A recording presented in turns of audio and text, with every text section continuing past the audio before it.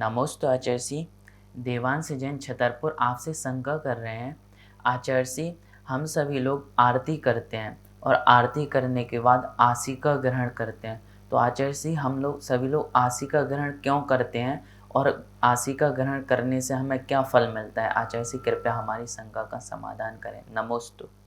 आरती आरती का मतलब होता है गुणों का जहाँ विस्तार किया जाता है, गुणों का बखान किया जाता है, उसका नाम आरती। भिन्न भिन्न करो आरती अल्प सुगुण विस्तार, कि मैं आपके महान गुणों का विस्तार तो नहीं कर सकता हूँ, लेकिन अल्प गुणों का भक्ति वसात मैं विस्तार करता हूँ और उसका स्तोत्र स्तुति भावना आदि के माध्यम से उजागर करता हूँ।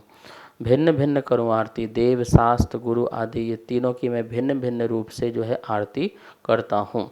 तो आरती का मतलब क्या है?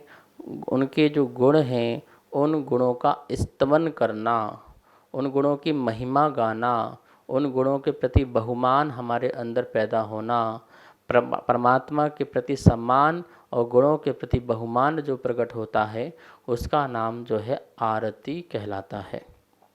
अब यह जो आरती है, इस आरती के में हम एक दीपक एक प्रतीक स्वरूप लेते हैं। दीपक एक ज्ञान का प्रतीक होता है जो अंधकार को नष्ट करके प्रकाश को प्रकट करता है। तो हे प्रभु, आपके भी गुण ऐसी हैं कि मेरे अज्ञान के अंधकार को दूर करता है और ज्ञान के प्रकाश को प्रकट करता है। इस भावना से हम लोग जो है आरती करते हैं।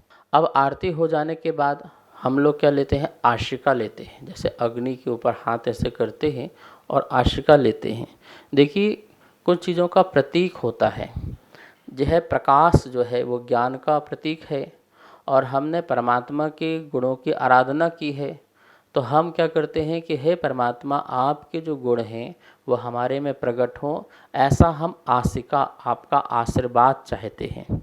कभी कभी हम दीपक की तरफ न करके परमात्मा की तरफ हाथ फेरते हुए अपने सिर पर रखते हैं कि हे प्रभु, आपका आशीर्वाद सदा हम पर रहे, अर्थात आपका उपदेश हमें मिलता रहे, आप हमें सच्चा मार्ग बताते रहें, हमारे अंदर कभी अज्ञान का अंधकार जो है प्रकट ना हो जाए।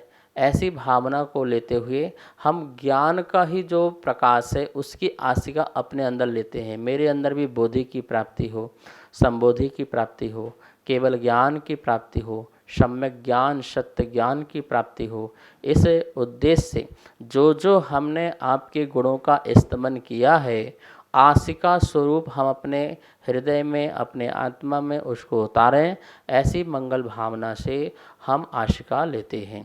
आप पूजा में देखिए लास्ट में इति आशीर्वादः ऐसा वचन कहते हैं।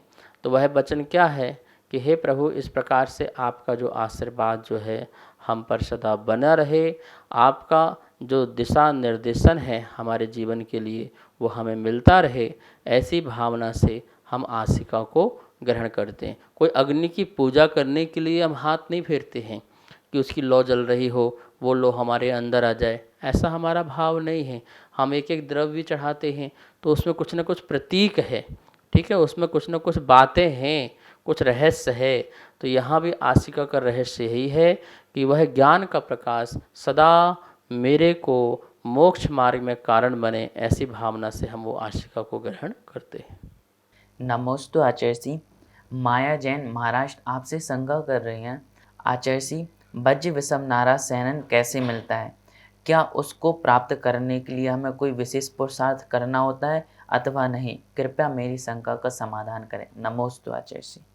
वज्र वृषभ नारा सहनन शरीर, ये ऐसा शरीर होता है जिसके माध्यम से हम बहुत ज़्यादा पाप भी कर सकते हैं, बहुत ज़्यादा पुण्य भी कर सकते हैं और चाहे तो इस शरीर के माध्यम से हम मोक्ष भी प्राप्त कर सकते हैं।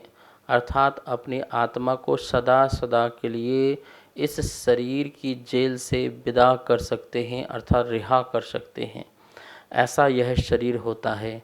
और इस शरीर की जो प्राप्ति है, शास्त्रों में लिखा है कि जो निश्चल भाव से मुनिराज की वैयावृत्ति करता है, जो भी मुनिराज की त्यागी वृत्तियों की, संयमी की, जो दिगंबर साधुओं की, निर्ग्रंथ साधुओं की भक्ति भाव से वैयावृत्ति करता है।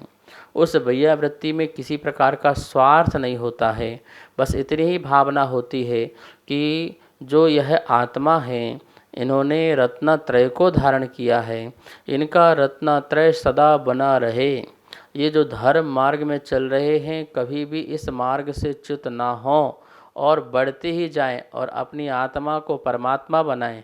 ऐसी जो मंगल भावना उस जीव के अंदर होती है, वह इस भावना के बल से ही ऐसा शरीर की प्राप्ति उसको हो जाती है। शास्त्रों में उदाहरण दिए हैं कि जो भीम थे, तो भीम को इस प्रकार से वज्र का शरीर और इतना बलवान शरीर की प्राप्ति कैसे हुई, तो उन्होंने लिखा है कि पिछले भाव में उन्होंने मुनिराज की बहुत सेवा की। वो कुछ जानता नहीं था, उसे कोई एक अक्षर का ज्ञान नहीं था, लेकिन ये साधु हैं, ये संत हैं, ये महात्मा हैं, ये हमारे बहुत बड़े पुरुष हैं। तो इस प्रकार से ऐसी मंगल भावना से उनकी साधना निर्विघ्न हो, ऐसी भावना से उन्होंने बहुत वैयावृत्ति की। हाथ पैर भी दबाना वैयावृत्ति है, उनकी सेवा करना भी वैयावृत्ति है, महिलाएं आहार दान देती है वो भी वैयावृत्ति है, दानम वैयावृत्तम, चारों प्रकार के दान देना वो भी वैयावृत्ति है। तो इस प्रकार से जो वैयावृत्ति है, इस वैयावृत्ति के प्रभाव से जीव जो है ऐसा हष्ट पुष्ट शरीर की प्राप्ति करता है, जिस शरीर के माध्यम से इसे केवल ज्ञान की प्राप्ति होती है, जिस शरीर के माध्यम से इसे सिद्धत्व की प्राप्ति हुआ करती है। इसलिए ध्यान रखना, कभी भी आपके नगर में मुनिराज आए, ये मत देखना कि ये कौन से पंथ के हैं। साधु का पंथ क्या है? मोक्ष मार्ग का पंथ है, ठीक है ना, कोई और दूसरा पंथ नहीं है। हमारे दिगंबर निर्ग्रंथ जो साधु हैं वो मोक्ष पथगामी हैं, उनका पंथ ध्यान रखना। तो इस प्रकार से एक के यहाँ जाना एक के नहीं जाना, ये तो बहुत बड़ा पाप का उदय है तुम्हारा। तो ऐसे पापी मत बनना, ऐसे महापापी मत बनना। मुनिराज को देख करके स्वमेव जा करके उनका हाथ पैर दबाना, उनकी वैयावृत्ति करना, उनकी सेवा करना और अपने आप को प्रसन्नचित करना। बहुत सारे फायदे हैं, उनको स्पर्श करते ही हमारी बीमारी दूर हो जाती है, जो हमारे अंदर जो नेगेटिविटी है वो दूर हो जाती है, हम सकारात्मक हो जाते हैं। हमारे हृदय में, हमारे जो शरीर में किसी प्रकार का ब्लड सर्कुलेशन नहीं हो रहा हो, वो होना प्रारंभ हो जाता है। तो इस प्रकार से बहुत सारे फायदे हैं। वर्तमान में भी शरीर स्वस्थ, मन प्रसन्नचित, और आगामी काल में आपको हष्ट पुष्ट शरीर की प्राप्ति, जिससे मोक्ष की प्राप्ति होती है। तो वैयावृत्ति के प्रभाव से ऐसा ब्रज सब नारायण संग जैसा शरीर की प्राप्ति हुआ करती है। सभी को सादर जय जिनेंद्र। आप नित्य आगम धारा संघ का समाधान पूज्य गुरुदेव के मुखारबिंद से सुन रहे हैं और अपनी शंकाओं का आगम के अनुसार समाधान पा रहे हैं। और पूज्य गुरुदेव की 6 डाला की पाठशाला भी आप आदिनाथ टीवी चैनल के माध्यम से नित्य देख रहे हैं और घर बैठे स्वाध्याय कर रहे हैं। अगर आपको पाठशाला संबंधित कोई भी शंका आपके मन में उत्पन्न हो रही है तो आप हमें नीचे दिए गए नंबर पर भेज सकते हैं और अन्य सभी शंकाएं हमें भेज सकते हैं और आपको उन शंकाओं का आगम के अनुसार समाधान प्राप्त होगा पूज्य गुरुदेव के मुखारविंद से और आदिनाथ टीवी चैनल के माध्यम से।